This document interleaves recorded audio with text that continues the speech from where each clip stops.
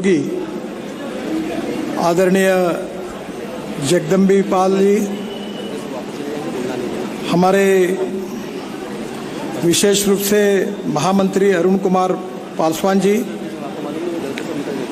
मंच पर उपस्थित श्री मनोरंजन जी, श्री अभिषेक वर्मा जी, श्री शैलेंद्र पाटिल जी, श्री विलास कांबळे, श्री अरिंदम तालुकदार, श्री अंशुमन बैनर्जी जी, अफरोज निशात जी, AK गुड्डू जी, डॉक्टर प्रवेश यादव जी और उपस्थित सभी भारतीय रेलवे माल गोदाम श्रमिक संघ के सभी पदाधिकारीगण और भाई और बहनों, सबसे पहले मैं जगदम्बी प्रसाद पाल जी का विशेष रूप से उनका स्वागत करता हूं, धन्यवाद देता हूं कि मेरे लोकसभा क्षेत्र में नागपुर में वो आए हैं। मैं उनको बहुत बहुत शुभकामनाएं देता हूं। इस देश के निर्माण में श्रमिकों का बहुत महत्वपूर्ण योगदान है। आप सब लोग मेहनत करते हैं, परिश्रम करते हैं और उसी के आधार पर गरीब लोगों को अनाज से लेकर सीमेंट तक मिलता है। आपकी मेहनत, आपके परिश्रम, ईमानदारी से इस देश के निर्माण के लिए आप सबकी ऊर्जा आप खर्चा करते हैं। भारत सरकार का ये कर्तव्य है कि जो हमारे शोषित, पीड़ित, गरीब श्रमिक हैं, उनके जीवन के साथ न्याय हो, उनके मेहनत का उनको सही मुआवजा मिले और उनको रहने के लिए रोटी, कपड़ा और मकान मिले। और इसीलिए हमारी सरकार ने प्रधानमंत्री आवास योजना में ऐसे लोगों को घर देने का निश्चित किया है कि जो सामाजिक, आर्थिक, शैक्षणिक दृष्टि से पिछड़े हुए हैं, जिनके पास रहने के लिए मकान नहीं है, उनको मकान उपलब्ध कराने का काम हमारी सरकार ने किया है। नागपुर में भी हमने 25,000 मकान बनाने का कार्य शुभारंभ किया है। करीब 6,000 लोगों को मकान अवार्ड हुए हैं। मैं हमारे नागपुर के सभी श्रमिकों को आह्वान करता हूं कि आप इस योजना में अप्लाई करिए। आपको भी मकान देने के काम के लिए मैं पूरी मदद करूंगा। जैसे मकान की आवश्यकता होती है, वैसे श्रमिकों के बच्चों के लिए अच्छी शिक्षा मिलने की भी आवश्यकता होती है। यहाँ अजनी में सेंट्रल स्कूल है, केंद्रीय विद्यालय है, उसका स्टैंडर्ड अच्छा है और काफ़ी बड़े प्रमाण पर रेलवे के और जो श्रमिक काम करते हैं उनके बच्चे यहाँ शिक्षा लेते हैं। अच्छी शिक्षा मिलनी चाहिए, रहने के लिए अच्छा मकान मिलना चाहिए और जो बच्चे आपके हैं उनको अच्छी पढ़ाई करने के बाद रोजगार मिलना चाहिए। मेरा विश्वास है कि आपके अधिकारों का रक्षण करते हुए, विशेष रूप से इस समय कोविड के कारण हम सब लोगों को बहुत समस्याओं का सामना करना पड़ा। मुझे विश्वास है कि हमारे श्रमिकों ने उस कठिन समय में अपने को बचाते हुए सुरक्षा रक्षक हो, नर्सेस हो, मेडिकल, पैरामेडिकल में काम करने वाले कर्मचारी हो या गोदामों पर काम करने वाले आप जैसे श्रमिक हो, सब ने उस समय समाज की रक्षा और देश की रक्षा करने का काम कर्तव्य बुद्धि से किया है। इसलिए मैं आप सबको बहुत बहुत धन्यवाद देता हूं, आपका अभिनंदन करता हूं। बहनों और भाइयों, विशेष रूप से मैं नागपुर का सांसद होने के नाते मैं आपसे और एक अनुरोध करूंगा कि यहां से आयुष्य योजना में हमने एक योजना की शुरुआत की है। जो दिव्यांग है और जिनकी उम्र रिटायर्ड हो गई, 60 साल के ऊपर है, ऐसे लोगों को व्हील चेयर हो, चश्मा हो, सुनने का यंत्र हो, ऐसी 50 प्रकार की वस्तुएं फुकट में बांटने का हमने निर्णय किया है। इसके कैंप सुरेश भट्ट सभागृह में शुरू है।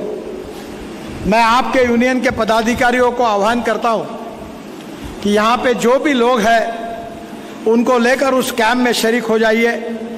हमने कुछ जगह बसेस की भी व्यवस्था की है और निश्चित रूप से यहाँ के गरीब लोगों को ये सब सुविधाएं निःशुल्क देने का जो निर्णय हमने लिया है उसका आप फायदा उठाइए। आयुष्य योजना में हेल्थ इंश्योरेंस की भी योजना है और उसके साथ उसका भी फायदा हमारे श्रमिकों ने लेना चाहिए।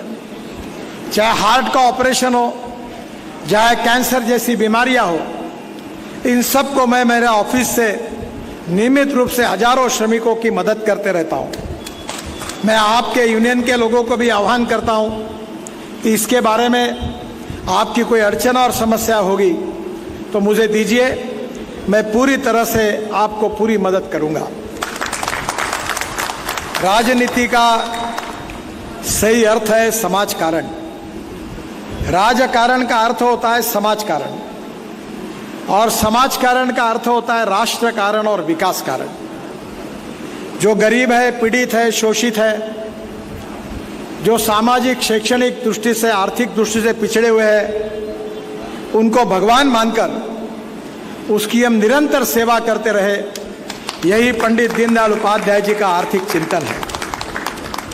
डॉक्टर राम मनोहर लोहिया हो, पंडित दीनदयाल उपाध्याय हो या महात्मा गांधी हो, इन्होंने हर समय गरीब लोगों के विशेष रूप से अधिकारों की रक्षा करने में जीवन को समर्पित किया है। मुझे कुछ दिन पहले एक इंटरव्यू में मुझे पूछा गया था कि आपके जीवन में सबसे अच्छा काम कौन सा हुआ है, तो मैंने कहा कि मैं ट्रांसपोर्ट मंत्री हूं। इस देश में 1 करोड़ लोग आदमी आदमी के ढोने का काम करता था। बंगाल में तो साइकिल रिक्शा ही नहीं, तो लोग अपने कंधे पर रिक्शा रखकर लोगों को ढोने का काम करते थे। जो हमारे मजदूर भाई है वो बोरे उठा उठाकर अपने पीठ पर रखते हुए जाते थे। मैं नसीबवान हूं कि आपके सबके आशीर्वाद से मैंने इस देश में ई रिक्शा की, ई कार्ड की शुरुआत की और 1 करोड़ में से करीब 60 लाख मजदूरों को, जिनका शोषण हो रहा था, जो आदमी आदमी को ढोने का काम करते थे, उनको मैकेनाइज्ड ड्रिवन ई रिक्शा देने का काम मैंने किया।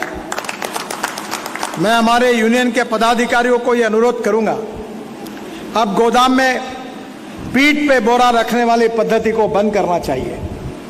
हमारे सभी मजदूरों के लिए मैकेनाइज्ड ड्रिवन ई रिक्शा, ई कार्ड की व्यवस्था करनी चाहिए और उसी के आधार पर माल ढोने का काम करना चाहिए। इस प्रकार के शोषण को आप समाप्त करने के लिए आप सब आगे आइए, हम आपकी पूरी मदद करेंगे, ये मैं विश्वास आपको देना चाहता हूं।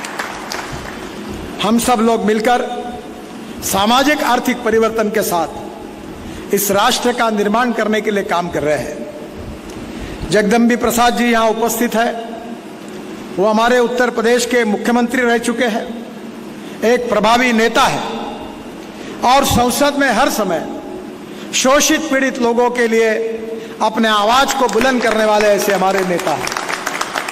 मुझे आज मालूम नहीं था कि वो इस कार्यक्रम में आ रहे, नहीं तो मैं उनको सुबह ही अपने घर पर बुलाकर और नाश्ता करके फिर हम दोनों मिलकर इस कार्यक्रम में जरूर आते। उनका मेरा बहुत घनिष्ठ परिचय है और निश्चित रूप से मैं हृदय से उनका स्वागत करता हूं। हमारे नागपुर में यहाँ वो अतिथि है।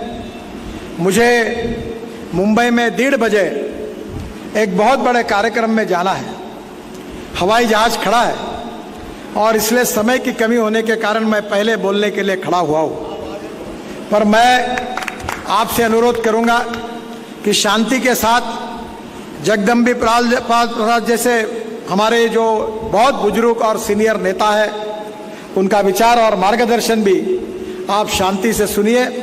उनके मार्गदर्शन में हम दोनों मिलकर भारत सरकार में जो भी आपके कानूनी मांगे होंगी उसको पूरा करने का पूरी कोशिश करेंगे।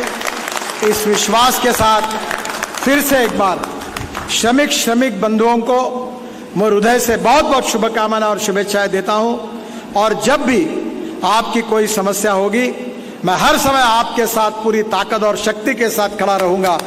इसी विश्वास के साथ आपको बहुत बहुत धन्यवाद देते हुए मैं अपनी बात को समाप्त कर रहा हूं। और मुझे मुंबई में 1:30 बजे कार्यक्रम में जाने के कारण मुझे जल्दी जाने का आवश्यकता है, इसलिए आपकी क्षमा मांगता हूं।